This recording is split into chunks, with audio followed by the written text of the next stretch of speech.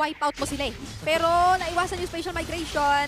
Nandito yung dalawang mga players and junglers natin na nagsasayawan. Uy, may microhantic na gaganap doon sa top lane. Pero dito muna tayo sa ating turtle. Nila Uniblinks, si Marky. Ginamitan din ng implosion para wala ng co-contest na Red 3. Nandyan yung Nether Realm. Ginamit na ng Burmese Goose sa pailapag ng real world elimination mula kay Aboy. Pero si Luke yata yung medyo alanganin dito.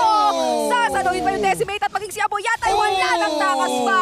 That's a double kill. Di-triplahin nga ba? Kasi hinahanap si Baloyski. Hindi tinatantanan. Pero mukhang mag-iingat na muna. Tore na, sabi ng Burmese Ghouls. Sabi sa inyo, 5 yun eh. Pinakitaan na tayo ng dalawa. 5-1. Ang Martis ni Nico ay snowballed na.